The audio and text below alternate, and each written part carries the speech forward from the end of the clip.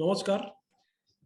लोकसत्ता सहज बोलता बोलताच्या आजच्या ह्या सत्रामध्ये आपल्या सर्वांचं मनापासून स्वागत. आज आपल्या भेटीला आलेले आहेत आपले अतिथी अभिजित कुंटे. अभिजित, तुझं मनापासून स्वागत या सत्रामध्ये. ग्रँडमास्टर, बुद्धिबळ ग्रँडमास्टर, राष्ट्रीय विजेता, अनेकदा राष्ट्रकुल विजेता, आशियाई विजेता, अशी अनेक विजेतेपदं पटकावता आज म्हणजे गेल्या काही आठवड्यापूर्वी त्याला आपण म्हणजे भारत सरकारने ध्यानचंद जीवन गौरव पुरस्काराने गौरवलेलं आहे. जीवन गौरव म्हटल्यानंतर एक मोठा पट असा उभा राहतो की समजा साधारण एक 40 वर्ष 50 वर्ष एखाद्या खेळाडूने वगैरे ज्याच्यामध्ये घालवलेली आहेत. परंतु अभिजितच्या बाबतीत विशेष उल्लेखनीय बाब अशी की तो आता मला वाटतं 45चा आहे, अजून त्याची 50 गाठलेली नाहीये.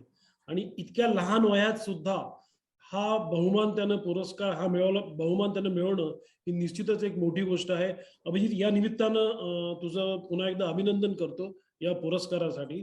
आणि हा वेबिनार सुरू करण्याआधी एकच फक्त खुलासाचा स्पष्टीकरण म्हणा की अभिजित कुंटे यांचा उल्लेख अरे तुरे का केला जावा अशी काही शंका माझ्याकडे इथे व्यक्त गेल्या होत्या किंवा इतरही फिरत होत्या. तर त्यांना सांगणं फक्त असंच होतं की सचिन तेंडुलकर, सौरव गांगुली, राहुल द्रविड हे आमच्यासाठी आम्ही त्यांचा उल्लेख एकेनेच करतो. याचा अर्थ त्यांच्याविषयीचा आमचा आदर किंवा त्यांच्या कष्टांविषयी आमची जाणीव ही अजिबातच कमी होत नाही. तर तो फक्त मला एकदा सुरुवातीला हे सांगावं असं वाटलं.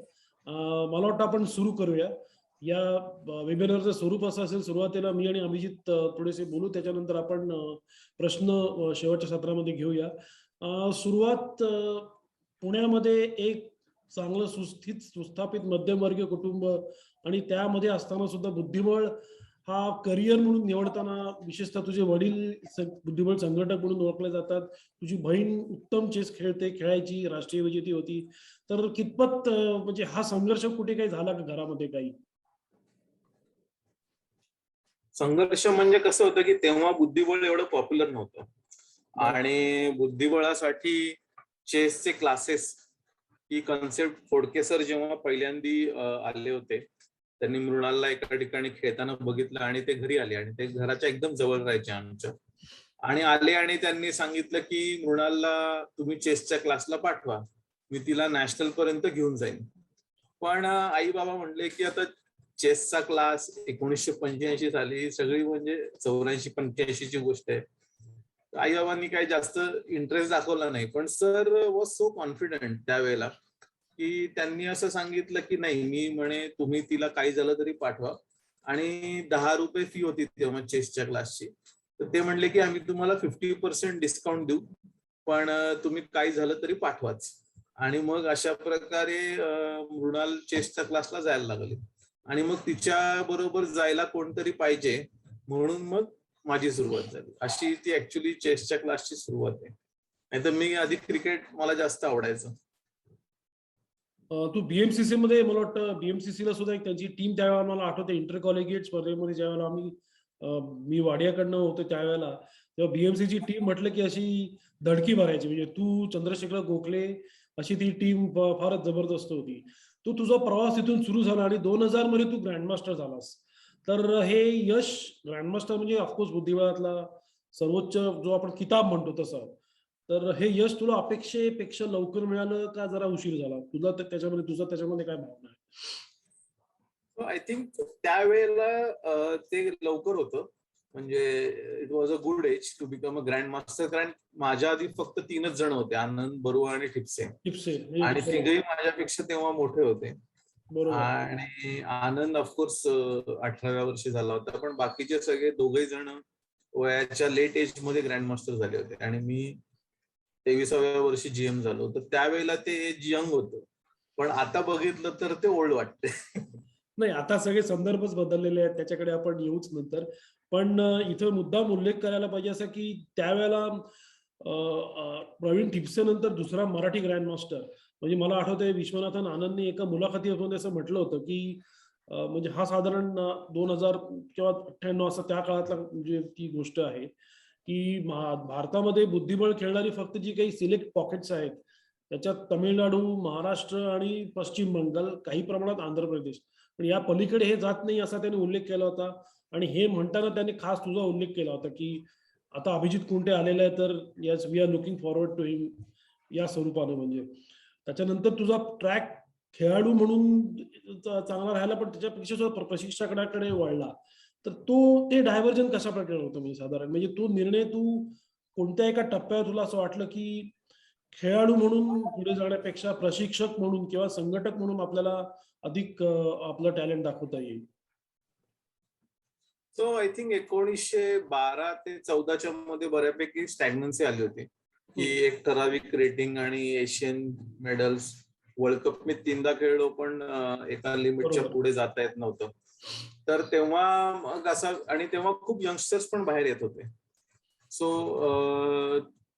कोचिंगसाठी ते खूप वेळा विचारायचे पण कोचिंग फुल टाइम करणं काही शक्य नव्हतं. बरोबर. त्यामुळे त्यांना गायडन्स, मेंटरिंग आणि काही अडचणी असतील तर त्यासाठी एकत्र प्रॅक्टिस अशा प्रकारे पुण्यातले आणि पुण्याच्या बाहेरचे पण तर अशा खूप जणांबरोबर काम करायचा योग आला. आणि मेन त्याच्यामध्ये माझा पण स्वार्थ होता की यंगस्टर बरोबर जेव्हा तुम्ही प्रॅक्टिस करतात किंवा त्यांना ट्रेनिंग देतात तेव्हा तुम्हाला शिकायला खूप मिळतं. कारण की they have so much energy आणि प्रत्येक गोष्ट नवीन नवीन शिकायची किंवा खेळायची किंवा ट्राय करायची त्यांना खूप इच्छा असते. आणि दे हॅव ट्रिमंडस हार्डवर्किंग कारण की ते 8, 10, 12 तास काम करत असतात. सो त्यांच्या ज्या आयडियाज असतात त्या तुम्ही जेव्हा प्रॅक्टिस करता एकत्र तेव्हा त्याचा फायदा ऑटोमॅटिकली तुम्हालाही होतो. तर I think it is not always one way, it is a win win situation.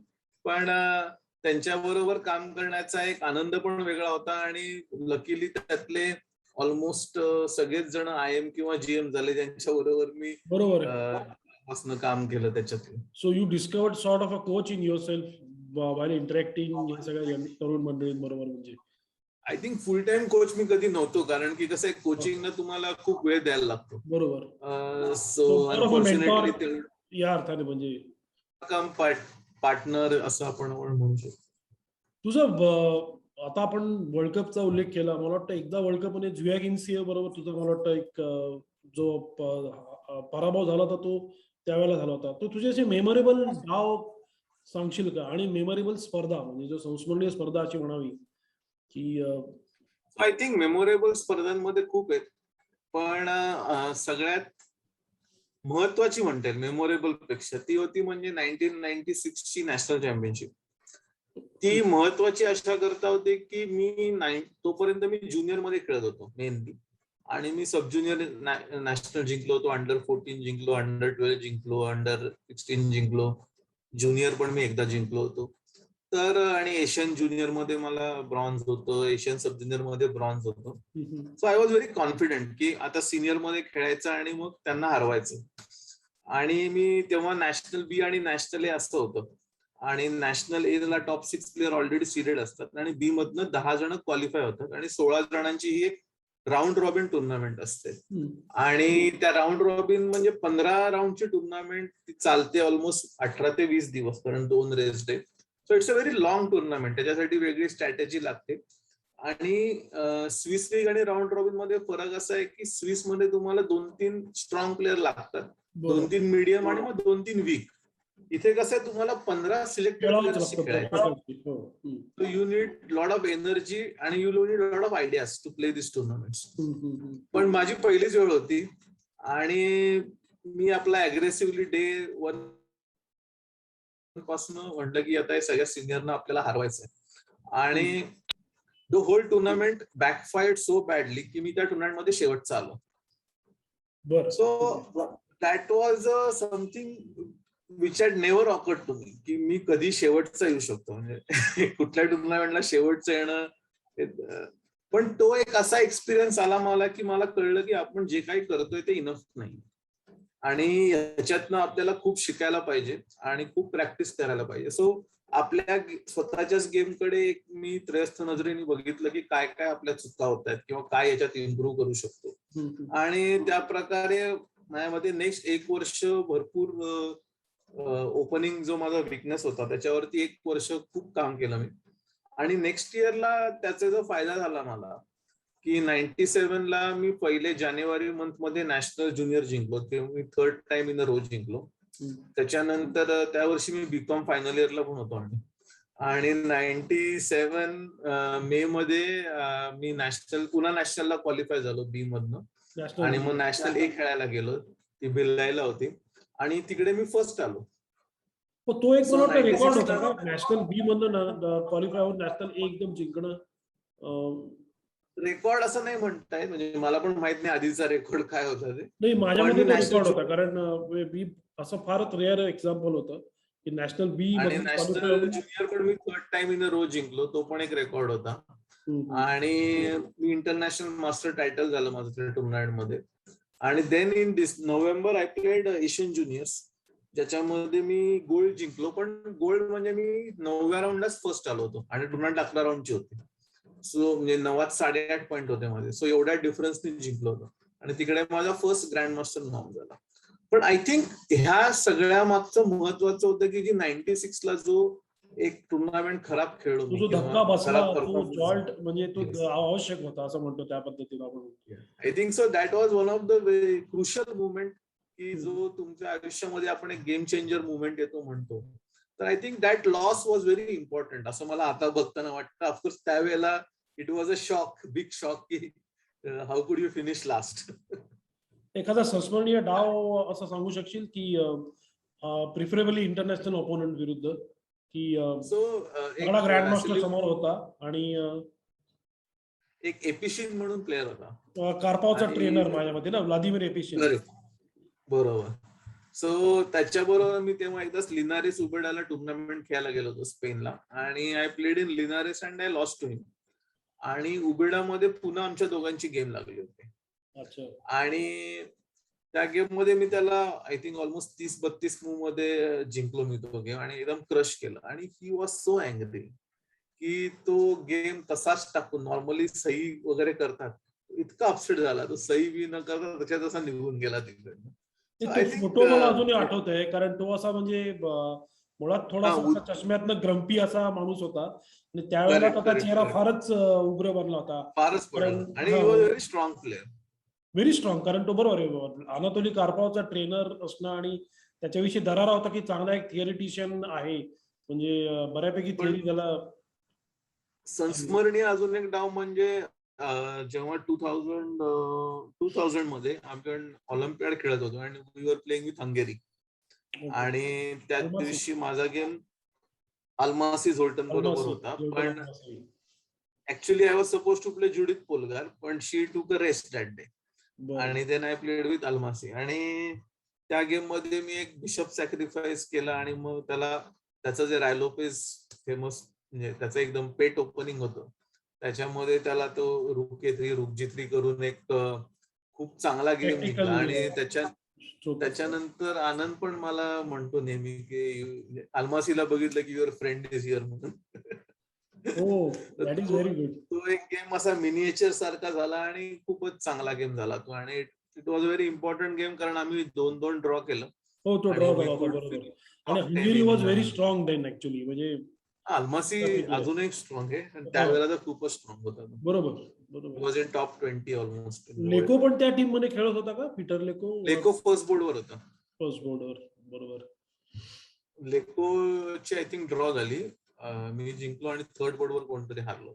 आम्ही नेटवरनं फॉलो करत होतो त्यावेळेला, इंटरनेटवरनं फॉलो करण्याचे ते दिवस होते. म्हणजे ते आता ऍक्च्युअली मेन स्ट्रीम झालेले. That time it was side stream only. So now the internet is main stream. आपण वळूया, त्याच्याकडे पण वळूया. आनंदचा उल्लेख झाला तर बुद्धिबळाची चर्चा, भारतीय बुद्धिबळाची चर्चा आनंदशिवाय पूर्ण होणार नाही. आणि म्हणजे तर तू ज्यावेळेला 85 मध्ये तू खेळायला लागलास, त्यावेळेला 88 मध्ये तो ग्रँडमास्टर होणं आणि अक्षरशः म्हणजे बुद्धिबळ न खेळल्याने आमच्यासाठी सुद्धा तो इतका महान होता. तर तुम्ही तर खेळणारे होतात, तर त्याचा प्रोग्रेस तू कसा काय, म्हणजे असं त्याचं मूल्यमापन कसं करशील की काहीतरी आउट ऑफ दिस बॉक्स आपल्या देशात अवतरलेलं आहे असं वाटलं का त्यावेळेला? म्हणजे आता मागे वळून बघताना किमान काही त्यातले. सो कसं होतं की तेव्हा म्हणजे आनंदला मी पहिल्यांदा भेटलो नाही म्हणता येणार, ते 1989 मध्ये जेव्हा तो पुण्याला एक टुर्नामेंट खेळायला आला होता. So I think that was is last tournament in India, कारण तो 89 मध्ये खेळला नॅशनल रॅपिड चॅम्पियनशिप. आणि त्यावेळेला मला आठवते की समोरच्यांचे जिंकायची कन्सेप्ट अशी होती की जो जास्त वेळ आनंदशी म्हणजे ज्याच्याशी जिंकताना आनंदी जास्त वेळ विचार केला तो जिंकला. म्हणजे गेम जिंकणं हा वेगळाच विषय होता. त्याच्यापेक्षा मी चांगला खेळलो कारण आनंदी माझ्याशी 5 मिनिटात जिंकला तो, पण तुझ्याशी 3च मिनिटात जिंकला. तर एवढा तो सहजतेने सगळ्यांना हरवत होता. पण माझं काय तेव्हा कधी त्याच्याशी भेट नाही झाली, म्हणजे असं बोलता नाही आलं. आणि पण I think we came in close contact in 2000, की जेव्हा त्यांनी एक ऑलिम्पिक टीमसाठी कॅम्प पहिल्यांदा घेतला होता.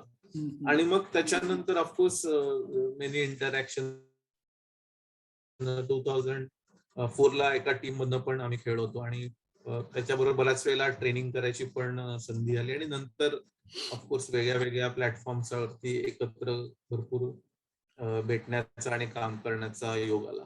पण त्याचं मला स्पेशालिटी अशी वाटते की he has tremendous love for game, he has very sharp memory and he has a very good sense of danger. कारण की समोरचा अटॅक करायच्या आधीच तो त्याचा काउंटर अटॅक चालू करून देतो. बऱ्याच वेळेला पोझिशन आपली खराब असते, but he can sense it very fast. Mikhail ताल त्याचा आदर्श होता, तर त्यानुसार जे ताल विषयी असं म्हणायचे की फॅन्टम ऑन द बोर्ड, म्हणजे तो कळायचा नाही काय नक्की त्याच्या मनात चाललंय किंवा काय. सो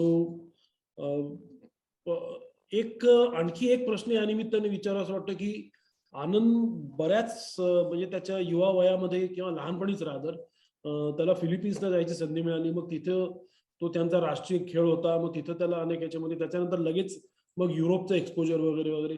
तर असा आनंद भारतात राहिला असता तर तो ज्या लेव्हलला आता पोहोचलेला आहे त्या लेव्हलला पोहोचू शकला असता का, म्हणजे अशी थिअरी मांडली जाते. तर एका अर्थाने बघितलं तर हे आपल्यासाठी थोडं डिरोगेटरी आहे, कारण असं कसं म्हणू शकतात कोणी आपल्या देशामध्ये.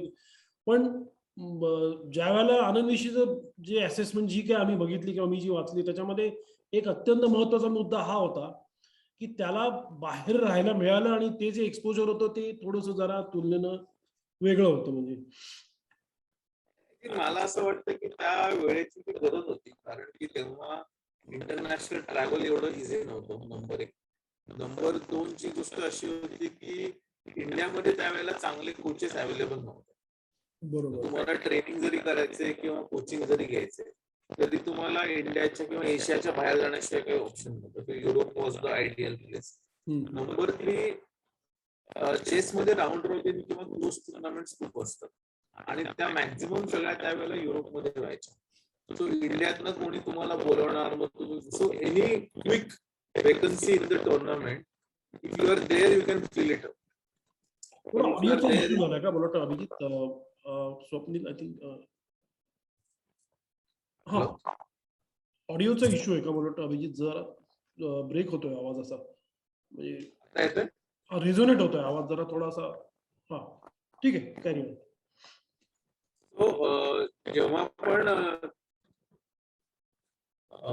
फॉरेन मध्ये तुम्हाला खेळायला मिळतं तेव्हा ते राऊंड रॉबिन मध्ये तो मेजर इश्यू असतो की तुम्ही तिथे नसले तर तुम्हाला बऱ्याच वेळेला एंट्री मिळत नाही. आणि चेस मध्ये राऊंड रॉबिन टुर्नामेंट तेव्हा फक्त युरोपमध्येच व्हायचे. बरोबर. त्यामुळे युरोपमध्ये राहणं हे खूप इम्पॉर्टंट होतं असं मला तरी वाटतं, कारण नाहीतर तुम्हाला इन्व्हिटेशनच नाही. हो, आणि पुन्हा तो प्रवास खर्च सुद्धा तो खर्च प्रचंड, तिथं राहायचा पुन्हा खर्च असतोच, आणि व्हिसा, इन्व्हिटेशन त्यावेळेचं not so easy to communicate. आता आपल्याला इंटरनेटच्या काळात ते पटकन लक्षातही येत नाही. So in a way he was म्हटलं तर थोडा लकी पण होता, आणि पण of course he showed tremendous amount of talent. त्याच्यामुळे तो मुद्दा आहेच. म्हणजे I think since 1991 he was already in top 5 in the world. हो, ते रेजिओ इमिलिया स्पर्धेनंतर तर I think he was only 21-22.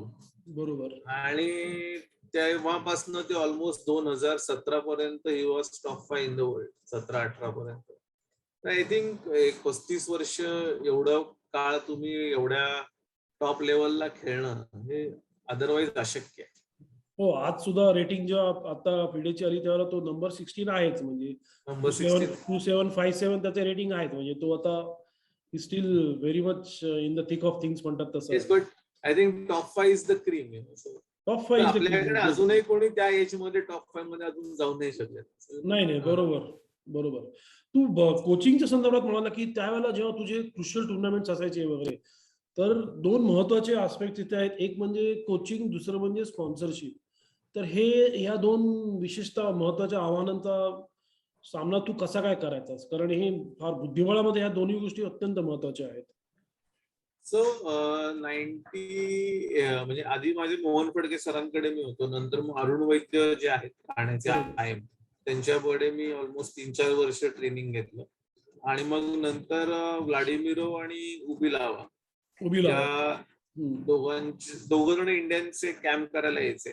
तर त्यांच्या बरोबर भरपूर ट्रेनिंग झालं. पण सगळ्यात अजून एक चांगला कोचचा एक्सपिरियन्स मला आवडला तो म्हणजे व्हॅलरी सॅलॉफ, जो एकदाच आला होता 2000 मध्ये. पण बरोबर. That training camp was also very interesting. He had a complete different theory of working. Okay. So of course he was world number 3 for long years and बरोबर. पण त्याच्या आयडियाज कम्प्लिटली बाकीच्या लोकांच्या पेक्षा खूप वेगळ्या होत्या. हम्म, तर हम्म. तो एक एक्सपिरियन्स खूप एन्जॉयबल होता. त्याच्यानंतर हे मधल्या काळात चेस लीगचं हे कुठनं आलं? कारण दॅट वॉज फिनॉमिनल. कारण आपल्याकडे अशा पद्धतीने विचार करणं म्हणजे इथं क्रिकेटची लीग होते, कबड्डीची लीग होते, बॅडमिंटन लीग होते, पण फुटबॉलची लीग तर सुरू असतेच. चेसची लीग म्हणजे मला वाटतं बुंडेस लीग आहे एकमेव तशी सक्सेसफुल लीग म्हटलं तर आहे. मला वाटतं फायनान्शियली सस्टेनेबल असं म्हणतो आपण. तर ती कन्सेप्ट कशी काय आली? आणि त्या निमित्तानं आनंद वगैरे ही मंडळी खरी तुझ्या बरोबर दिसत होती वगैरे वगैरे. सो त्याविषयी जरा सांग ना प्लीज. सो एवढ्या सगळ्या लीग चालू होत्या आणि चेसची लीग नव्हती. तर त्याच्यासाठी मग सगळेच प्लेयर म्हणायचे की चेसची लीग कधी चालू होणार. म्हणून मग एक महाराष्ट्रामध्ये आम्ही एक छोटासा प्रयोग केला की आपण एक चेस लीग चालू करूया. आणि जे चेसचे लवर होते त्यांनाच ही कन्सेप्ट सांगितली. मग अशोक जैन असतील, जैन इरिगेशनचे, अनिरुद्ध देशपांडे असतील, अमानोराचे, अश्विन त्रिमल असतील, सिद्धार्थ मयूर असतील, नरेंद्र फिरोदिया असतील, चितळे असतील, आशिष देसाई असतील. तर हे सगळे चेसशी कुठल्या ना कुठल्या डिस्ट्रिक्ट मधनं किंवा कुठेतरी कनेक्टेड होते. त्यांना सांगितलं की आपल्याला एक चेस लीग तर करायला पाहिजे महाराष्ट्रामध्ये. आणि मग एक ऑल इंडियाचे प्लेयर आणून 3 प्लेयर महाराष्ट्राचे, बाकी 3 प्लेयर ऑल इंडियातनं कुठे घ्यायचे, असं करून एक वेगळ्या फॉर्मॅटची लीग बनवली. आणि त्याच्यामध्ये रॅपिड होती, त्यामुळे of course it was more enjoyable. आणि सगळ्यांना मजा यायची. म्हणजे सगळे टॉपचे प्लेयर त्याच्यात खेळले. म्हणजे हम्पी असेल, ते गांगुली असेल किंवा क्रीम विदित ऑफ द असेल. प्लेयर्स होते. बरोबर आहे ते. त्याच्यामुळे म्हणजे भारतातले सगळे प्लेयर खेळले त्याच्यामध्ये आणि इट वॉज फन. म्हणजे त्याच्यामध्ये आय थिंक त्या प्लेयर्सना एक फायदा असा झाला की आपल्याकडे रॅपिड टुर्नामेंट एवढ्या नव्हत्या. आणि this was only rapid tournament which was available with Armageddon setup. Rapid leads आणि आर्मॅगेडन हे तिन्ही फॉर्मॅट या लीग मध्ये होते जे वर्ल्ड कपला वापरले जातात. सो वर्ल्ड कपच्या फॉर्मॅटमध्ये तिन्ही फॉर्मॅट आहेत. तर ते इंडियामध्ये खेळायची एक ऑपॉर्च्युनिटी या लीगच्यामुळे सगळ्या प्लेयर्सना मिळाली. हे सगळं बोलताना एक लक्षात असं येतं की बुद्धिबळ प्रशिक्षक म्हणण्यापेक्षा मेंटॉर आपण म्हणूया. तर बुद्धिबळ संघटकही तुझ्याकडे ते गुण तुझ्याकडे बऱ्यापैकी आहेत. म्हणजे चांगलेच आहेत रादर. तर पुणे ही आपल्याकडे तू बघितलं असेल तर बऱ्याच ज्या स्पर्धा होतात, महत्वाच्या स्पर्धा युरोपात ज्या होतात, त्या नॅचरली चेस लव्हिंग सिटीज मध्ये होतात. म्हणजे तिथं बुद्धिबळाचं नुसतं म्हणजे स्पर्धा भरवल्या जातात असं नाही, तर तिथं एक मातीमध्ये ते बुद्धिबळ मुरलेलं असतं. तसं शहर हे पुणे नक्कीच आहे. ह्याच्याबद्दल काहीही वाद नाही. चेन्नई जसं आहे, कोलकाता जसं आहे, तसं पुणे आहे महाराष्ट्रामध्ये. मला वाटतं 10 महाराष्ट्रातल्या ग्रँडमास्टर पैकी 5 हे पुण्यातले आहेत. राईट. हा. तर भविष्यात कुठेतरी लिनारेस किंवा रेगिओ इमिलिया किंवा ती आपली विकांझे सारखी स्पर्धा सुपर ग्रँडमास्टर दर्जाची. कारण स्पॉन्सर्सशी कसं कनेक्ट व्हायचं याची नॅक तुला आहे. तर पुढे भविष्यामध्ये असं काही विचार आहे का की एखादी चांगली super grandmaster, may be not exactly super grandmaster, पण एखाद्या स्पर्धेमध्ये किमान 2 ते 3 असे टॉप 5 किंवा टॉप 10 चे बुद्धिबळपटू असतील, असं काही आहे मनामध्ये plans? Super grand master tournament तर घ्यायलाच पाहिजे पुण्यामध्ये. इंडियामध्येच घ्यायला पाहिजेत. आणि इंडियामध्ये 2-3 स्पर्धा अशा आरामात होऊ शकतील असं मला तरी वाटतं.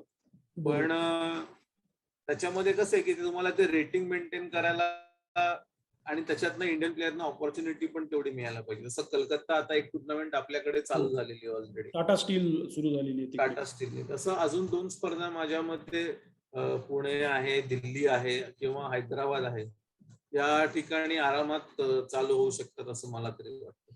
कारण स्पर्धा घेताना आय थिंक त्या सिटीचं कल्चर आहे तेवढंच इम्पॉर्टंट आहे. बरोबर. आणि तुम्ही म्हणले तसे आज 5 ग्रँड मास्टर आहेत आणि 4 वुमन ग्रँड मास्टर पण आहेत पुण्यामध्ये. बरोबर आहे, बरोबर आहे. तर डेफिनेटली तो एक ऑपॉर्च्युनिटी तर आहे. पण तुझं भविष्य तू त्या दृष्टीने काम करू शकशील का, की बाबा लेट्स बी एखादा आपण ठरवून 2 स्पॉन्सर किंवा एखादा महत्वाचा स्पॉन्सर आणि बाकी साईड स्पॉन्सर आणून असं एखादी स्पर्धा भरवणं.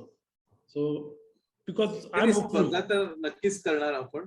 फक्त आता काय सध्याचं वातावरण असं आहे की कुठली आताचं वातावरण आपण थोडं दूर ठेवलं. आता प्री पॅन्डेमिक मधून अजून जग कुठेतरी वर उभं राहतंय आणि that is fine. Maybe 2-3 years down the line we can think of it. म्हणजे तसं. आणि कसं या स्पर्धा एकदा चालू झाल्या की ते दरवर्षी होतात, त्याच्यामुळे बरोबर it is always a long term activity. बरोबर बरोबर.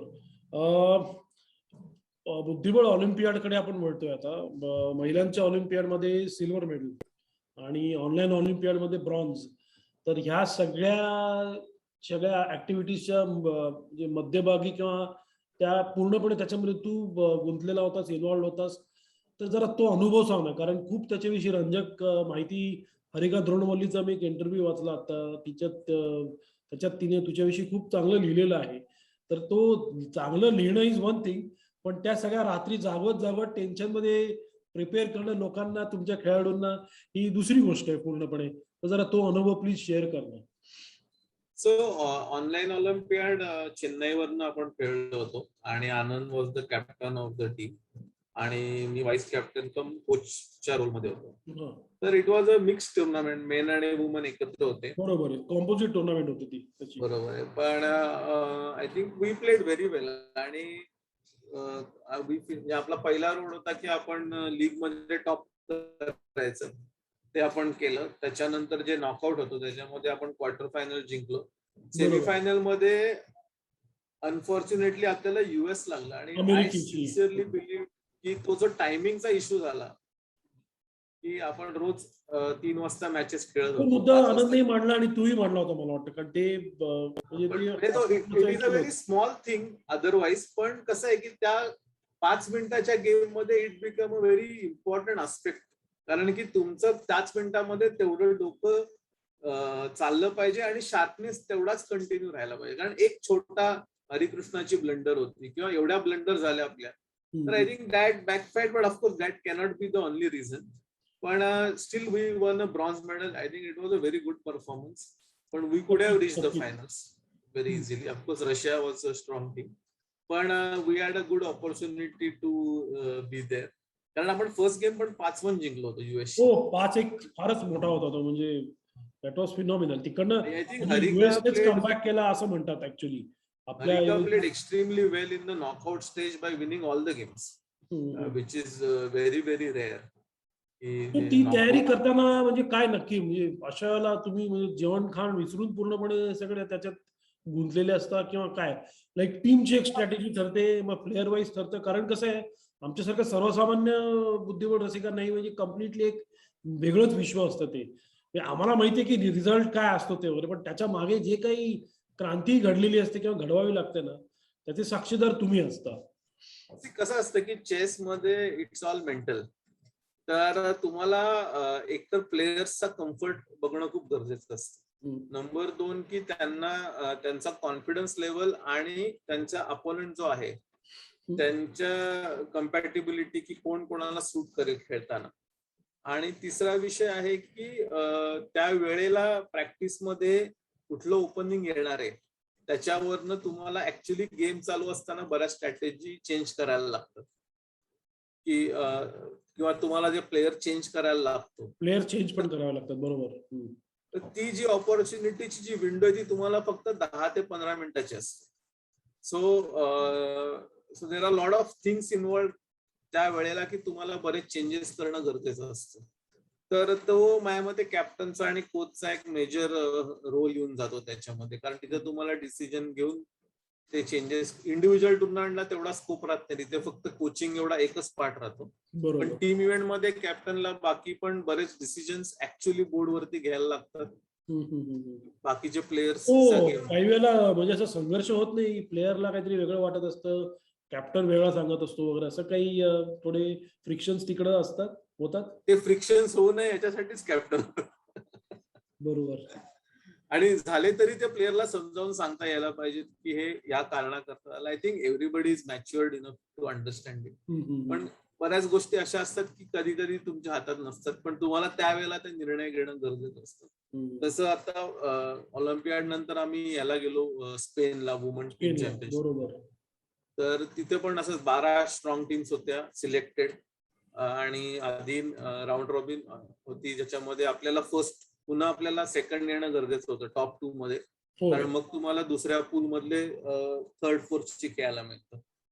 त्यामुळे of course we lost to Russia. पण त्याच्यामध्ये एक असं होतं की जेव्हा आम्ही पोहोचलो तेव्हा थोडासा इम्पॅक्ट असा पडला की हम्पी खेळणार नव्हती.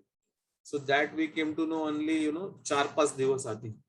आणि हम्पी खेळली असेल तर आपला संघ अधिकच म्हणजे बलवान झालाच असतं, कारण डेफिनेटली आपण म्हणजे रशिया हरवण्याच्या स्थितीत तर आलो असतो.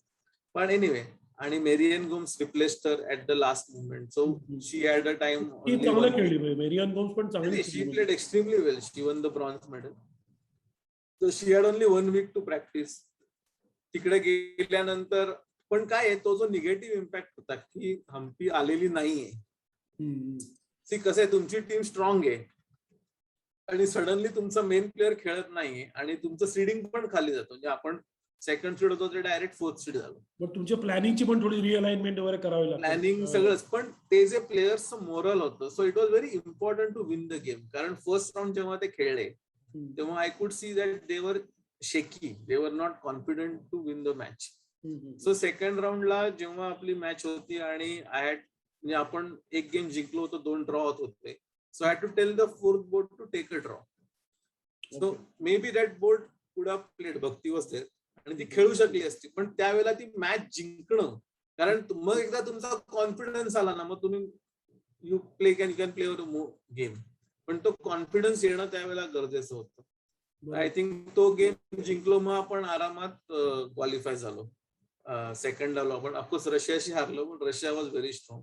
आणि नंतर खेळण्याच्या आधी सुद्धा म्हणजे असं काही वाटत होतं की आपल्यामध्ये एखाद्या अपसेटची ताकद आहे किंवा धक्कादायक निकाल नोंदवण्याची ताकद आपल्या संघात आहे, असं वाटत होतं का? रशियाशी almost we had made 2-2 almost. म्हणजे एक गेम आपण हारलो म्हणून, पण otherwise we had drawn with them. पण अनफॉर्च्युनेटली एक गेम आपल्या हातातनं गेला, म्हणजे तानियाकडनं. पण अदरवाईज कारण ही पण जिंकत होती मेरी, पण ते झालं नाही. पण I think quarter finals and it was very crucial game आणि तो आपण जिंकलो. त्यावेळेला हिच्याकडनं, तानियाकडनं खूप म्हणजे एक गंडर झाली होती, पण she recovered and she fought back and won in the semifinals against Ukraine. So पण कसं होतं की जेव्हा आम्ही क्वार्टर फायनल जिंकलो तेव्हा ऑलरेडी आमचं मेडल कन्फर्म झालं होतं. So that was the first medal for India. So तो एक फार इम्पॉर्टंट मुवमेंट होता आणि तो एक कॉन्फिडन्स बिल्डर होता की आपल्याला मेडल तर अश्युअर्ड आहे, but we can go for the bigger medal. आणि Ukraine was a very strong team. बरोबर. आणि त्याच्यामध्ये असं झालं की पहिली मॅच ड्रॉ झाली आणि सेकंड मॅच मध्ये आपलं 1.5 होतं आणि तानियाचा गेम चालू होता. सो नाही, फोर्थ बोर्डला मेरी होती, ती जस्ट हारली होती आणि मेरी हरल्यावरती तानियाच्या अपोनंटनी लगेच ड्रॉ विचारली आणि Tania was under lot of pressure, कारण आधीचा गेम ती लॉस्ट ऑन टाइम झाली होती, तो पण ती गेम क्लिअरली जिंकत होती. पण आणि या गेम मध्ये she was under lot of pressure, but position was winning आणि अपोनंटनी ड्रॉ विचारली. आणि आमची स्ट्रॅटेजी टुर्नामेंटची अशी होती की Ukraine we will go in the tie break, that is blitz. So tie break मध्ये गेलो आणि त्या ड्रॉ नंतर we could go to the tie break. So तानियानी माझ्याकडे फक्त बघितलं की मी काय करू आता, आणि I had and she was also low on time. So I had hardly 15 seconds to take that call. आणि शी वॉज तिचा गेम आधी खूप मायनस होती पण she had recovered a lot. She just wanted to get out of that mess. But I asked her to continue. So that was a very crucial moment where I had to tell her to play. आणि luckily she played correctly and won that game. आणि we could reach the final. But हे जे सगळे movements आहेत त्याच्यामध्ये you have very small time to take that decisions and it can go wrong of course. कारण की प्लेयर्सचे position पण तुम्ही ते सेन्स करत असता की अपोनंट विनिंग पोझिशन मधनं आता मायनस होत आलाय. So his moral is down. आपल्या प्लेअर लॉस पोझिशन मधनं वर आलाय त्यामुळे his moral is hi. So all this factors makes lot of difference. आता 1 डिसेंबर म्हणजे आता ताजी रेटिंग्स इथे आपल्याला त्यांची साईट वरती दिसली तर विदित गुजराती म्हणजे 27 रेटिंग आणि मला वाटतं जागतिक क्रमवारीमध्ये तो आता 22व्या स्थानावरती आहे.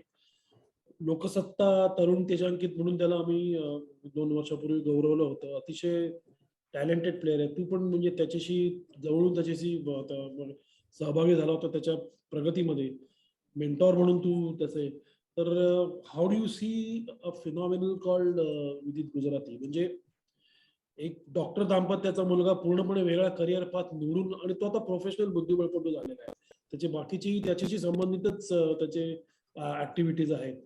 तर त्याला पुढे तो किती जाऊ शकतो म्हणजे असं तुला वाटतं. म्हणजे ऑफकोर्स मी एका अडचणीतून आणू शकत नाही बाबा. तू सांगशील की कदाचित होणार नाही पण इट्स अ फिनॉमिनल थिंग. तर त्याच्याविषयी जरा सांग. सो विदितशी मी पहिल्यांदा भेटलो आय थिंक 2002-03 साली जेव्हा मी सायमल्टेनियस खेळायला गेलो होतो नाशिकला. आणि तिकडे सायमल मध्ये विदितने माझ्याशी ड्रॉ केली होती. सो अशी माझी तेव्हा त्याच्याशी नाशिकमध्ये पहिली भेट झाली होती. आणि तेव्हा म्हणजे माझ्याशी ड्रॉ केली तेव्हापासूनच त्याला चेसमध्ये खूप इंटरेस्ट होता आणि टॅलेंटेड पण होता. तर आणि एकच ड्रॉ झाली होती माझी त्या 20 गेम मध्ये. बरं. तर त्याच्यानंतर 2008-09 पासनं आय थिंक 13-14 पर्यंत तो बऱ्याच वेळेला पुण्याला आला की घरी यायचा. आम्ही प्रॅक्टिस करायचो आणि खूप गोष्टी डिस्कस करायचो चेसवरती. प्लस व्लाडिमिरोचे पण त्याचे कॅम्प्स खूप मी अरेंज केले होते कारण की त्याची स्टाईल होती की लॉंग टर्म गेम खेळायची. त्याप्रमाणे कोचेस अरेंज करणं. आता of course now he has grown much bigger and he's playing in the world elite level. But I think he's right now our best chance in next 2-3 years की जो top 10 किंवा top 5 मध्ये world मध्ये जाऊ शकतो. आणि ही इज व्हेरी शार्प. म्हणजे तो त्याचा गेम जरी सॉलिड असला तरी tactically is equally strong. Tactical जे म्हणजे छक्केपंजी जे असतात ते त्याला बरोबर कळतात. म्हणजे so can be easily trick किंवा म्हणतो सुद्धा आपण त्या पद्धतीनं. आणखी एक चेस मध्ये समोर त्याचे छक्के पंजे कळल्याशिवाय तुम्ही खेळूच नाही शकत. चेस आणि politics. Thanks you sed that. आम्ही हेच दररोज मांडत असतो आमच्या पेपर मधनं. पण एनिवे पण दोन मध्ये फरक एकच आहे की चेस हा रूल्सनी चालतो. पॉलिटिक्स रूल्स नाही आहेत काही. रूल्स आले तर पॉलिटिक्स राहणार नाही ते. म्हणून ते त्याच्यामुळे politics is more dynamic than chess. आणखी एक आता त्या निमित्ताने आणखी एक बोलायचं म्हणजे आता अलीरजा फिरुझा इराणचा मूळचा प्लेअर तो आता फ्रान्स मधनं खेळतोय. तर youngest to achieve 2800 rating FIDE rating. तर आज तो 18 जेमतेम आहे मला वाटतं. तर तो फ्युचर वर्ल्ड चॅम्पियन आहे असं वाटतं तुला. भविष्यात जगज्जेता होईल. सो आता जे आपण बोललो की 21व्या वर्षी Anand was in top 5. I think he is a perfect example की तुम्ही यंग एज मध्ये कुठे असलात तर तुम्हाला वर्ल्ड चॅम्पियन व्हायचा बेस्ट चान्स आहे. I think Firouzja is one of that example. फक्त I think his challenge will be Magnus Carlsen. कारण की त्याच्या गेम वरनं तर मला असं काय वाटत नाही की he is ready to lose his title. Very good. तुम्ही तुझ्याकडनं हे म्हणजे या पद्धतीचं निरीक्षण येणं खूप महत्वाचं आहे. कारण मॅग्नस कार्लसनचा उल्लेख झाला. Another phenomenal player. म्हणजे त्यांनी 2 म्हणजे तुम्ही जर का हिस्ट्री बघितली तर अनेक प्लेयर टॉप 5 मध्ये होते जेव्हा म्हणजे चांगले प्लेयर्स होते. कॉर्चनाय होता कार्पोवच्या वेळेला. पण कार्पाव आणि कास्पारोव्हच्या वेळेला कास्पारोव्ह इव्हानच्यूक असताना होता. त्यावेळेला जे बाकीचे 4-5 स्ट्रॉंग प्लेअर होते त्यांना कधी वर्ल्ड चॅम्पियनशिपला यांनी चान्सच दिला नाही. उदाहरणार्थ इव्हानच्यूक कास्पारोव्हच्या काळामध्ये म्हटलं तर आपण. तर तसं मॅग्नस कार्लसन एक स्टोरी आहे की we don't know how many more years is going to be there. Is only 31. पण त्याच्या खेळाच्या विषयी काय सांग, त्याचे काय वैशिष्ट्य, म्हणजे कास्पारोव्हने त्याचं अनालिसिस करताना तो कार्पावच्या जास्त जवळ जाणारा, म्हणजे शैली म्हटलं आपण तर असा बुद्धिबळपटू आहे असं म्हणतात. पण एक त्याचा अर्थ असा आहे का की त्याला खूप जास्त, ज्याला आपण रॅपिडीकरण किंवा ब्लिट्सीकरण झाल्यामुळे दीर्घ मुदतीच्या खेळामध्ये किंवा क्लासिकल चेसमध्ये तितकेशी सिरियस अपोनंट राहत नाहीत, असा एक मुद्दा आहे का तो पूर्णपणे ह्या पूर्ण लॉट पेक्षा वेगळाच आहे? कसं आहे की चेस मध्ये जर का तुम्ही आतापर्यंत झालेले वर्ल्ड चॅम्पियन बघितले तर कायमी असे अल्टरनेट स्टाईलचे राहिलेले. तो कार्पाव होता जो कम्प्लिटली न्यूट्रल पोझिशन किंवा पोझिशन घेऊन लॉंग गेम खेळायचा. त्याच्या उलट्या स्टाईल मध्ये कास्पारोव्ह होता की जो प्रचंड ओपनिंग प्रिपरेशन, अग्रेशन, कॅल्क्युलेशन असा होता. त्याच्यानंतर क्रामनिक, मग Anand, and now again Magnus Carlsen. So हे माझ्या मते ऑटोमॅटिक होतं की एका स्टाईलच्या प्लेअरला शेवटी दुसऱ्या स्टाईलचा प्लेअर येऊन हरवतो आणि तो एक चेंज घडत जातो. कार्लसनचा उल्लेख झाला आता वर्ल्ड मॅग्नस कार्लसनचं मला तुम्हाला एक सांगायचंय की व्लादिमिरोव जो माझा कोच होता, मला आठवतंय की 2005-06 ची गोष्ट असेल, तेव्हा तो दुबईला खेळत होता आणि त्यांनी मला फोनवरती बोलणं झालं तर मी त्याला विचारलं काय झालं आज गेमचं, तर तो म्हणला मी हारलो. म्हणलं कोण होतं? म्हणला नॉर्वेचा एक छोटा 13-14 वर्षाचा मुलगा होता, मॅग्नस कार्लसन नावाचा. तेव्हा त्याचं नाव एवढं कोणी ऐकलं नव्हतं. म्हणलं अरे एवढा छोटा, म्हणजे एवढ्या लहान मुलाशी तू कसा काय हरला, कारण तो हारायचा नाही व्लादिमिरोव पटकन. त्यांनी मला तेव्हा सांगितलं की Abhijit, I just want to tell you one thing, that I have lost to a future world champion. So I think तो एक जो स्पार्क होता त्याच्यामध्ये तेव्हापासूनच होता असं. त्याच्यानंतर मग कास्पारोव्ह बरोबर ट्रेनिंग किंवा आनंद बरोबर सुद्धा काही खेळण्याची त्याला संधी मिळाली होती, म्हणजे मॅचच्या प्रिपरेशनच्या निमित्ताने वगैरे वगैरे. पण ते सगळं प्रकरण वेगळंच आहे, म्हणजे ते कार्लसन इज समथिंग. पण एक ह्याच्यामध्ये असं वाटतं की आनंदशी त्याचे जे 2 सामने झाले त्याच्यात त्याने पहिल्या 12 मध्येच विजय मिळवला होता, परंतु नंतर कार्याकिन, करुआना आणि या दोघांची तो 12 मध्ये जिंकू शकला नव्हता. त्याने रॅपिड किंवा जे टायब्रेकर म्हणतो त्याच्यामध्ये विजय मिळवलेला होता. आत्ताही त्याचे जे काही डाव सुरू आहेत नेपोमनियाशी बरोबर रशियाच्या, तर ते पहिले 4ही डाव बरोबरीच सुटलेले आहेत. तर कुठे असं काही तो म्हणतो ज्याला आपण कन्व्हिन्सिंग नसणं वगैरे असं काही दिसतंय का, किंवा काय, का तो त्याच्या स्ट्रॅटेजीचा एक भाग आहे की ग्राइंड गेम फॉर 12 गेम्स आणि नंतर आपण रॅपिड मध्ये यांचा निकाल लावूच, असं काही? कारण I think he has that confidence की जेवढं मॅच लॉंग होईल तेवढा त्याला जिंकायचा चान्सेस जास्त आहेत. आणि नंबर 2, बऱ्याच वेळेला त्याचे अपोनंट पण एवढी रिस्क घेत नाहीत जेवढी आनंद घेत होता. ओके, ऑब्झर्वेशन तो एक अँगल कायम राहतो. पण नेपोचे त्याचे गेम बरेच इंटरेस्टिंग होते, म्हणजे आता ऑलरेडी त्यांनी एकदा पॉनसॅक केलं होतं. So Carlsen is trying is best असं मला तरी वाटतं. ऑफकोर्स काल त्याचा वाढदिवस होता म्हणून कालचा गेम एवढा इंटरेस्टिंग नाही खेळला असेल तो, पण अदरवाईज. आता आपण हे सगळं जगाची सफर केल्यानंतर आपल्या देशाकडे येऊया. 72 ग्रँडमास्टर आता भारतामध्ये आहेत आणि बुद्धिबळ महासत्ता म्हणून आपल्याला आपला उल्लेख आपणच करत नाही तर बाहेरचे करतायत, म्हणून आपण तो उल्लेख गांभीर्याने घ्यायला काहीच हरकत नाहीये.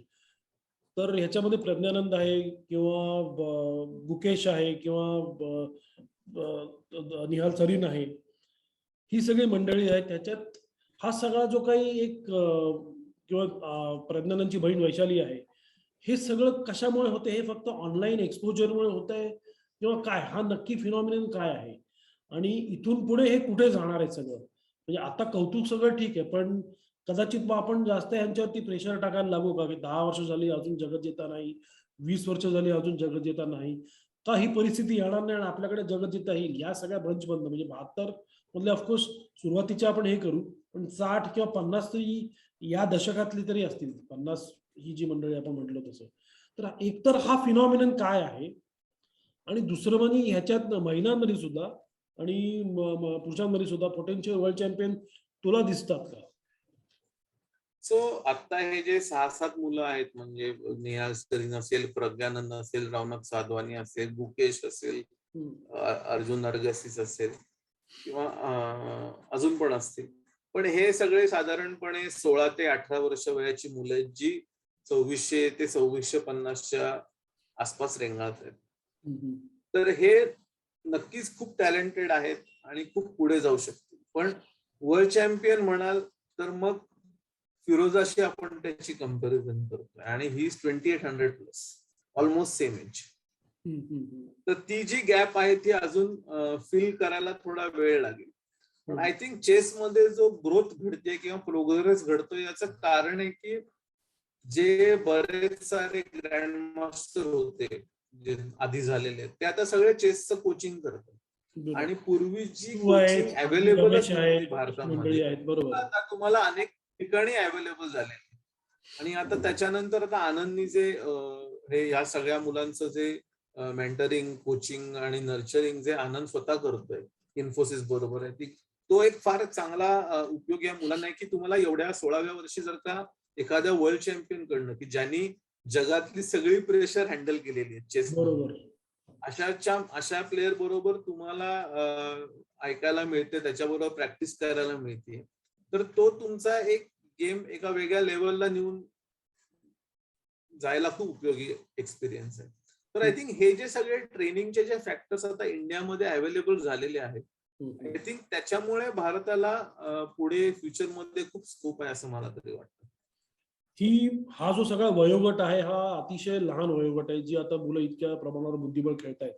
तर या निमित्ताने आणखी एक अत्यंत पारंपरिक प्रश्न आपण जो विचारू शकतो किंवा विचारावा असं वाटतो मला, की बुद्धिबळाकडे करिअर म्हणून बघणाऱ्या मुलांना किंवा त्यांच्या पालकांना तू काय सांगशील, की हा एक व्हायबल ऑप्शन आहे, करिअर ऑप्शन आहे, किंवा कसं काय ह्या बुद्धिबळाचा फायदा इतर तुमच्या जीवनाच्या विविध कंगोऱ्यांमध्ये सुद्धा होत असतो, म्हणून त्याला ते खेळू द्यावं किंवा तिला खेळू द्यावं असं काही? आता सध्याच्या मुलांना तर चेस खेळायचं का पबजी खेळायचं एवढाच विषय माझ्या, कारण तुमच्या आता डिव्हाइस तर राहतच. तर आय थिंक आता पबजी का चेस एवढा विषय आहे, तर चेस हा जास्त बेटर गेम आहे असं वाटतं तरी मला. पण ऑफकोर्स तुम्हाला प्रत्येकाला ह्याच्यामध्ये करिअर करणं शक्यही नसेल, पण अनेक आमच्याकडे अशी एक्झाम्पल आहेत की जे चेस सोडून नंतर वेगळ्या वेगळ्या क्षेत्रामध्ये आज सक्सेसफुल करिअर करतायत आणि एकदम उच्च लेवलवरती पण करतायत. एकच मिनिट, माझी बॅटरी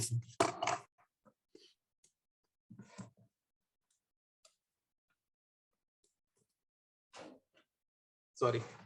आणि उच्च लेवलला जाऊन पण ते करतायत. पण ज्यांना करिअर म्हणून करायचंय त्यांना स्कोप भरपूर आहे, कारण की आज तुम्ही जर का इंडियामध्ये टॉप मध्ये असाल, टॉप 5 मध्ये, तर तुम्ही वर्ल्ड मध्ये टॉप 15 मध्ये असल्यासारखे. तर आज तुम्हाला त्या लेवलची प्रॅक्टिस किंवा त्या लेवलची ऑपॉर्च्युनिटी आज इंडियात बसून मिळते. तुमचं टेस्ट किंवा तुमची लेवल स्किल जे आहे ते टेस्ट करायला आणि अपग्रेड करायला. तर ही एक चांगली ऑपॉर्च्युनिटी सगळ्याच प्लेयर्स करत आहे असं मला वाटतं. आणि there is a good career in chess. I think आता लवकरच फेडरेशन पण चेस लीग चालू करू शकते. ऑलरेडी बऱ्याच टुर्नामेंट्स चालू झालेले आहेत, ग्रँड मास्टर टुर्नामेंट आहेत आणि इंटरनॅशनली पण भरपूर स्कोप आता वाढतोय. वर्ल्ड फेडरेशननी पण खूप चांगले काही इनिशिएटिव्ह घेतलेले. तर या सगळ्या प्रोसेसेस मध्ये आणि तुम्हाला चांगलं कोचिंग आता इंडियामध्येच अवेलेबल आहे, तर या सगळ्या प्रोसेसेस मध्ये तुम्हाला इम्प्रूव्ह करायलाही स्कोप त्या मानाने खूप जास्त आहे. सो तुझ्या मते हा करिअर ऑप्शन असू शकतो, व्हायबल करिअर ऑप्शन असू शकतो. म्हणजे तू आता चीफ कोच आणि निवड समिती अध्यक्ष आहेस भारतीय बुद्धिबळ फेडरेशन मध्ये. तर फेडरेशनच्या या निमित्ताने काही त्यांच्या काही योजना वगैरे आहेत का तुमच्या, की आमच्याकडे सिलेक्शन कमिटी जी आहे ती एवढा काही स्कोप नाहीये, कारण की जे काही ते रूल्स प्रमाणे की रेटिंग पाहिजे, नॅशनल चॅम्पियन पाहिजे. बरोबर. I think it's more of काय म्हणतात ऍडमिनिस्ट्रेटिव्ह नेचर मध्ये एक कमिटी आहे ती, चीफ कोचला ऑफकोर्स की काही प्रोग्राम्स आहेत, प्रोजेक्ट्स आहेत की ज्याच्यामध्ये कोचिंग सिस्टमॅटिक वेनी एखादा मुलगा एखाद्या लेवलला आला, स्टेट चॅम्पियन झाला किंवा नॅशनलला टॉप 5 मध्ये आला, तर त्याचं पुढचं कोचिंग असेल, एज्युकेशन असेल आणि बाकीची डेव्हलपमेंट असेल, म्हणजे अलाइड सर्व्हिसेस असतील, या सगळ्या एकाच ठिकाणी प्रोव्हाइड करता येईल अशी काही सेंटर्स ऑल ओव्हर इंडिया बनवणं, की जेणेकरून आज छोट्या छोट्या गावांमध्ये प्रॉब्लेम असतो की मुलाला पुढे पाठवायचं कसं. तर हे सेंटर्स जर का डेव्हलप होऊ शकले तर ती एक माझ्या मते चांगली सुरुवात होऊ शकेल की पालकांना पण आणि मुलांना पण पुढची दिशा ठरवायला. आपण मला वाटतं प्रश्न आपल्याकडे बरेच आले, ते जरा प्रश्न थोडेसे घेऊया पार्टिसिपंट्सचे. नरेंद्र कुलकर्णी यांचा असा प्रश्न आहे की पूर्वी बुद्धिबळाचा डाव 2.5 तासाचा असायचा, आता तो स्पॅन जरा कमी झालेला आहे. तर त्याच्यात जो एक खास शब्द वापरतो आपण बुद्धिबळाविषयीचा एक रोमॅन्टिसिझम, तर तो कुठे कमी झाला आहे का असं वाटतं का? म्हणजे त्यांचं म्हणणं, त्यांचा प्रश्न त्या ह्याच्यावरती आहे की वेळ कमी झाल्यामुळे पूर्वी 2.5 तासाचा गेम, त्याच्यानंतर गेमचं ऍडजस्टमेंट असायचं बरोबर आणि त्या ऍडजस्टमेंट वरती खूप चर्चा त्यांनी व्हायच्या. उल्लेख केला त्याच्यानंतर आहे. अशी पुस्तकं पण आहेत की ऍडजॉन गेमचं अनालिसिस कसं करावं. बरं, ओके. तो एक वेगळा काळ होता ज्याच्यामध्ये कॉम्प्युटर नव्हते, त्याच्यामुळे it was your world against my world, he position कोणाची चांगली आहे. तर ते एक वेगळं विश्व होतं. आय थिंक ते कॉम्प्युटर आल्यानंतरच संपलेलं आहे, कारण कॉम्प्युटर एका मिनिटात तुम्हाला सांगतो की ही पोझिशन कोणाची चांगली आहे. तर ऑफकोर्स ती खेळणं आणि त्याच्यातनं तो मार्ग काढणं हा वेगळा विषय, पण तो कॉम्प्युटर आल्यानंतर चेस हा एक मी म्हणेन की खूप अग्रेसिव्ह स्पोर्ट झालेला आहे, कारण तुम्हाला त्या लेवलचं प्रिपरेशन, त्या लेवलच्या आयडियाज या प्रत्येकाला प्रत्येकाच्या रेटिंग प्रमाणे तयार करून येण्याशिवाय काही गत्यंतर नाही. ऑनलाईन आणि ऑफलाईन चेस आता मध्ये पॅन्डेमिकमुळे ऑनलाईन शिवाय पर्यायच नव्हता. तर ऑनलाईन खूप खेळलं गेलं होतं. तर त्याचा कुठे काही अतिरेक होतोय आणि त्याच्यामुळे त्याचा परिणाम थोडासा ऑफलाईन चेस खेळताना जाणवतो आहे, असं काही दिसतंय का? ऑनलाईन चेस हेच फरक तर आहे, कारण की आता जेव्हा आम्ही स्पेनला गेलो होतो तेव्हा पण आम्ही सगळे म्हणजे ऑनलाईनच खेळत होते, सगळे टॉपचे प्लेयर्स. तर पहिल्या दिवशी जेव्हा आम्ही खेळत होतो तेव्हा प्लेयर्सनी असं सांगितलं मला की सगळ्याच प्लेयर्स वरती कंट्रोल होत नाही खेळताना. आणि मग आम्ही 2-3 चेसबोर्ड रूम मध्ये आणले आणि थोडीशी प्रॅक्टिस आम्ही जायच्या आधी कंटिन्युअसली चेसबोर्डवर करायचो, की ते चेसबोर्डचा फील यावा आणि तुमची नजर बसावी याच्याकरता. तर दोन्हीचे ऍडव्हान्टेजेस आहेत, डिसएडव्हान्टेजेस आहेत. कारण ऑनलाईन चेसनी एक क्रांती जी चेसमध्ये घडलेली आहे, की एवढी व्ह्युअरशिप असेल, एवढे कमेंटेटर असतील, सो एक नवीन प्रकारचं प्रेझेंटेशन चेसमध्ये त्या चालू झालेलं आहे आणि त्याच्यामुळे व्ह्युअरशिप वाढलेली आहे. म्हणजे ऑनलाईनमुळे अनेक नवीन चेस प्लेयर झालेले आहेत. म्हणजे आजच त्यांनी सांगितलं की 7.5 कोटी त्यांचे सबस्क्रायबर झाले chess.com चे. तर आय थिंक या प्रमाणात चेस खेळू शकणं हे फक्त ऑनलाईन चेसमुळे पॉसिबल झालं. बरोबर, तो मुद्दा आहेच शेवटी. तर आणि ऑनलाईनच्या टुर्नामेंट्स कंटिन्यू होणार आहेत. हे असं नाहीये की पॅन्डेमिक संपलं की ऑनलाईन बंद होणार आहे. So I think it is going to stay. Offline chess is of course going to stay. So आपल्याला या दोन्हीशी जुळवता येणं हे गरजेचं आहे. कौस्तुभ आगाशे यांचा प्रश्न असा आहे की त्यांनी त्या लीग विषयी मत मांडलंच आहे की ती पुण्यामध्ये चेस लीग सुरू होती, पण मग ती बंद पडली. क्लासिकल चेस टुर्नामेंट जास्त व्हायला पाहिजे, जो आपण मुद्दा सुरुवातीला आपण इथे चर्चा केलीच होती. यांचा एक इंटरेस्टिंग पॉइंट असा आहे की क्राऊड फंडिंगच्या माध्यमातून बुद्धिबळ स्पर्धा, त्याचा काही विचार कधी तुझ्या मनात आला का किंवा तुमच्या कोणाच्या इतर मनामध्ये आला का? की तो फॅन बेस खूप आहे, तर फॅन बेस आता पुणेकरांच्या खिशातनं पैसे कसे काढायचे वगैरे हा मुद्दा नाही, ठीक आहे, परंतु क्राऊड फंडिंग हा एक व्हायबल ऑप्शन इतर अनेक ऍक्टिव्हिटीज मध्ये वापरलाच गेलेला आहे आणि त्याचा काही यशस्वी ठरलेला आहे. तसं काही प्लॅन वाटतो करावा? नाही, क्राऊड फंडिंग हा विचार कधीच केला नव्हता, खरं सांगतो. पण आय थिंक ही एक इंटरेस्टिंग आयडिया आहे. तर याच्यावर नक्कीच, कारण क्राऊड फंडिंग आतापर्यंत मदत या अर्थाने किंवा चॅरिटी या अर्थाने केलेलं आहे. तर चेस टुर्नामेंट त्या पद्धतीने करणं ही एक इंटरेस्टिंग आयडिया, आणि प्रयोग करायला तर काहीच हरकत नाही असं मला वाटतं. आता एक दोन मंडळींनी चांगलं पुस्तक कोणतं असावं असं विचारलेलं आहे. बुद्धिबळासाठी कोणतं चांगलं पुस्तक घ्यावं, परंतु त्यांच्या अपेक्षा किंवा त्यांच्या एकंदर त्याच्याकडून त्यांना काय हवं हे वेगवेगळं आहे. पण त्या निमित्ताने एक प्रश्न असा आहे की आता पुस्तकं हा जवळपास म्हणजे आउटडेटेड कन्सेप्ट होऊन चालला आहे का? किंवा इतका डेटाबेस आता असताना मोठा, इंजिन्स अवेलेबल असताना, तर अजूनही पुस्तकांचं हे कसं काय आहे असू शकतं असं वाटतं? तू कारण त्या पूर्ण आता जनरेशनमधून आलेल्यास की ज्यांच्यासाठी पुस्तकं म्हणजे धर्मग्रंथ शब्द चुकीचा आहे, पण तुमच्याकडे ब्रेड अँड बटर तेच होतं त्यावेळेला. तर आता पुस्तकांची भूमिका काय राहिली किंवा ती पूर्णपणे संपलेली आहे असं वाटतं का?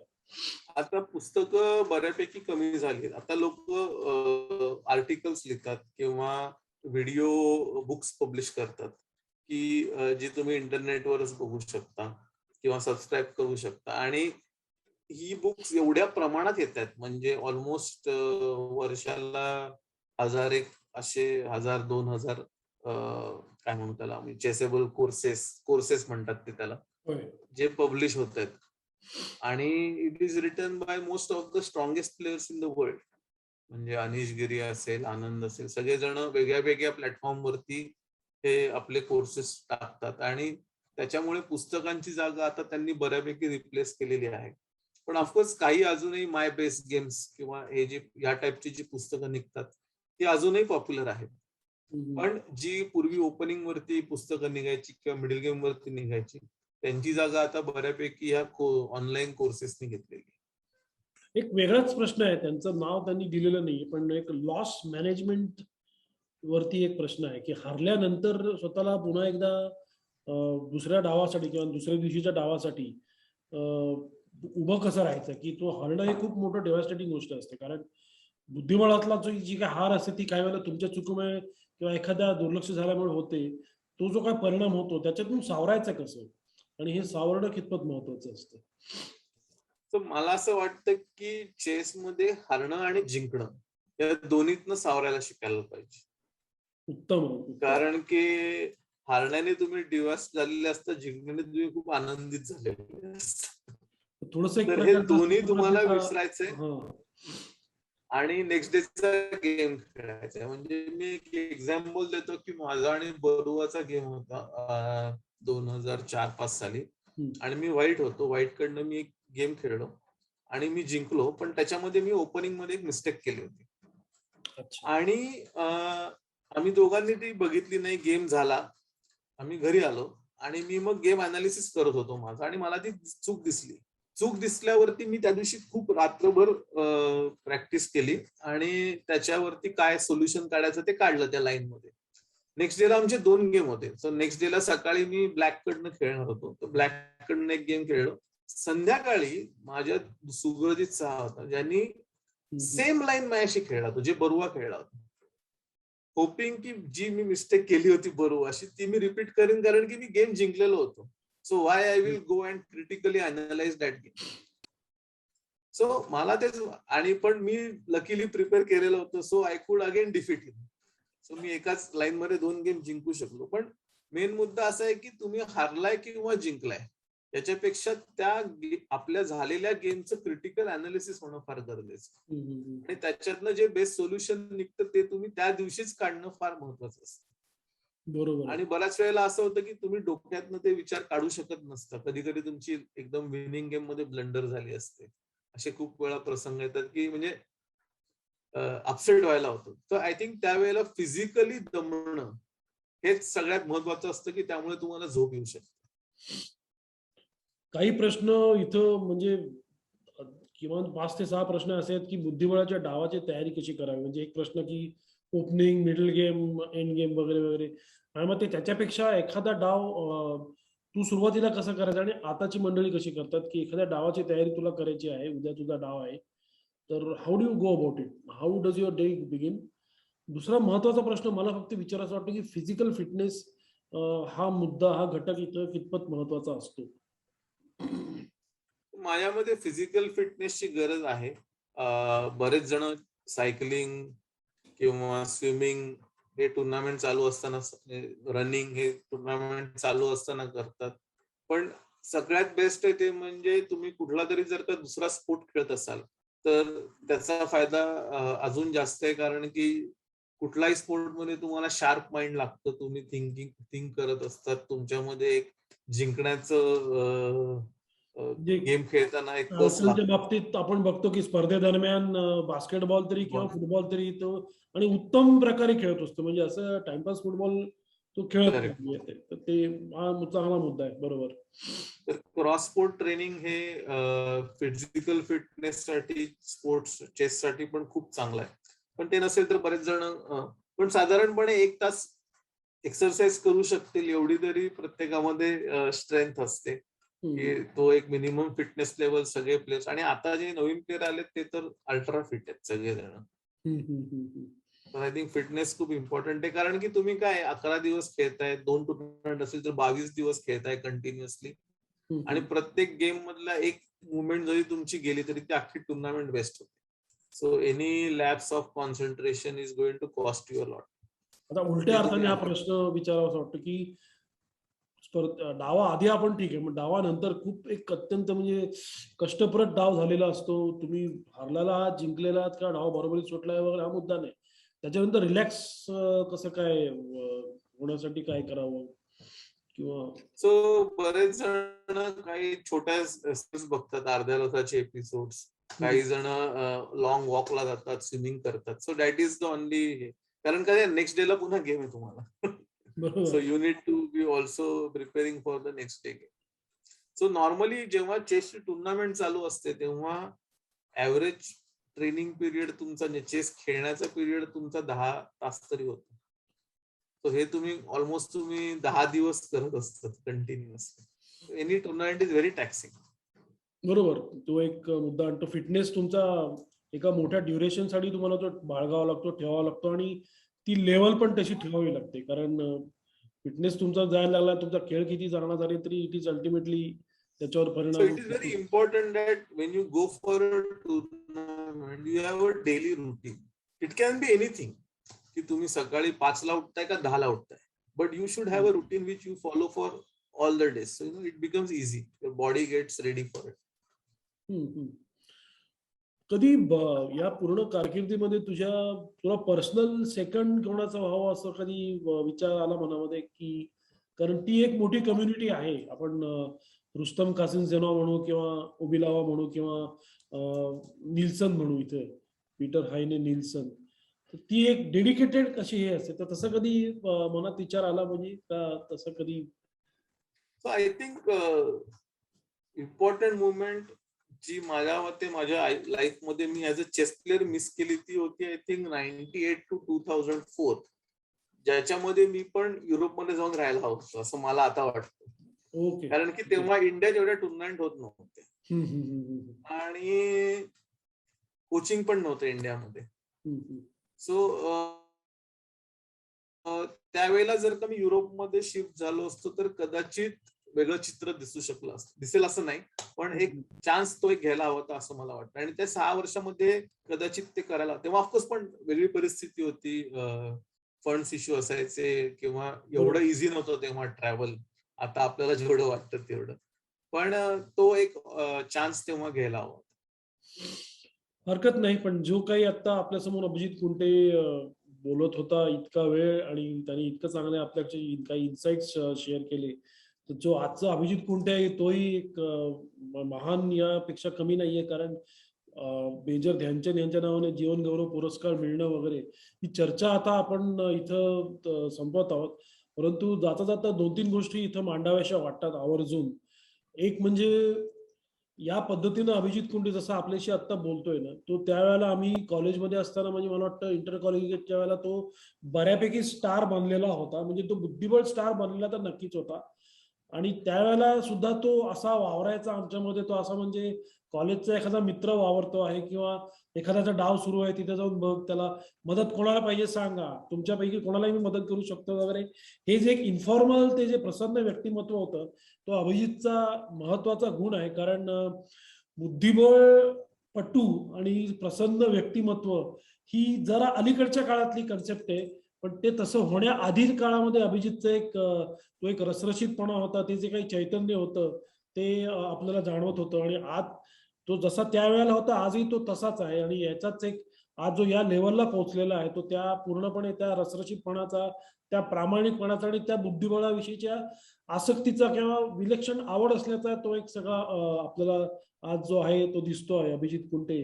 इतक्या छान गप्पा आपल्या झालेल्या आहेत. खरं तर बुद्धिबळाविषयी गप्पा म्हटल्यानंतर त्यांना खरं तर बुद्धिबळाच्या डावासारखी जशी लिमिट नसते, कदाचित 2 तास वगैरे असं पण म्हटलं असतं. पण we try to play a classical game at the end. So मला आवडेल की तुझ्याकडनं पराभूत झालो मी असं म्हणायला सुद्धा आवडेल किंवा काही म्हणजे. पण एक छान इन्साइट तुझ्याकडनं मिळाला, एक संघटक म्हणून, एक मेंटॉर म्हणून, प्रशिक्षक म्हणून आणि बुद्धिबळपटू म्हणून. तर पुन्हा एकदा तुझ्याशी आम्हाला संवाद साधायला नक्कीच आवडेल. धन्यवाद तू इथं आल्याबद्दल. पुन्हा एकदा तुझे अभिनंदन करतो मी आणि इथं उपस्थित सर्वांचे धन्यवाद करतो. आणि हा कार्यक्रम संपल्याचं मी जाहीर करतो. Thank you very much.